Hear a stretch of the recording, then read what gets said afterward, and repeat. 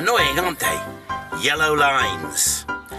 We want to stop for just 5 minutes, but there they are, glaring out of the gutter at us. Single yellow lines, double yellow lines, saying, you can't park here. Well, why can't we park here? Have they just been put here to annoy us? Well, no. They've been put there because of safety. Safety for pedestrians. Safety for other road users. In Felixstowe, most people comply with parking restrictions. But there are a few places where yellow lines are treated as though they were decoration.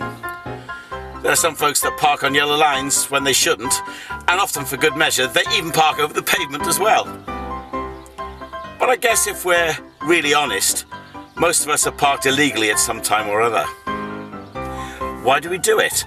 Well, for most people who ignore parking restrictions, it's because they want to just go somewhere for just a few minutes, maybe into a shop to buy a newspaper or something like that. And after all, we think, well, we're not going to be causing too much of a problem. I'm only going to be there for a minute. And of course, for most of us, we think or hope or expect that we're not going to be caught. Illegal parking is trivial compared to others who break the law in more serious ways. Why do road traders take chances with other people's money? Why did MPs fiddle their expenses? Why did staff at newspapers engage in illegal acts like phone hacking? Why did people decide to riot and join in the looting of shops in London and other cities last year? We know that the reasons why people decide to break the law can be complex and perhaps very individual.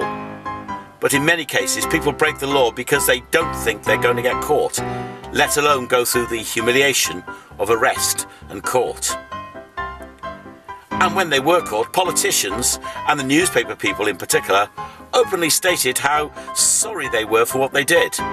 But were they really sorry? Or just sorry that they got caught? The gravity of issues may be different to parking on double yellow lines, but motive may well be the same. People think that no one's going to bring them to account for their actions. And when someone does, they may try to evade the issue, or cover things up, or tell lies, or even complain bitterly that they're the victims of injustice and protest their innocence. You've probably guessed where I'm going with this. Because it begs this question: does the absence to enforce mean that non-compliance is acceptable? Does it mean that if there's no one there to bring us to account, that doing something wrong is okay?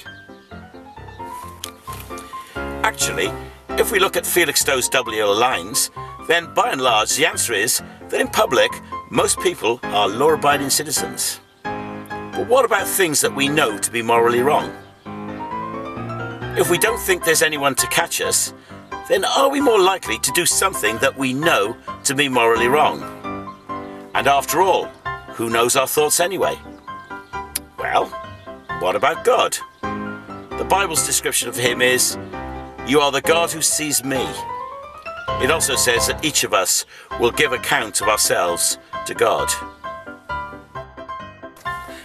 The danger is, if people think that there's no enforcement, or they're unlikely to get caught, then maybe they'll be more likely to do something that's wrong, or be tempted to do something that's wrong. Or do we think that God just doesn't exist, or if he does, then he's not going to do anything about it? But the moral of recent events has been that there are CCTV cameras, and people who looted shops have been brought to justice as a result. That the MPs who thought that it could get away with fiddling their expenses have been brought to account. And the newspaper journalists who thought it was okay to hack other people's mobile phones have also been brought to account. And parking on double yellow lines? Well, there are traffic wardens and police here in Felixstowe. And what about God? What about the God who sees everything that we do and knows all our thoughts?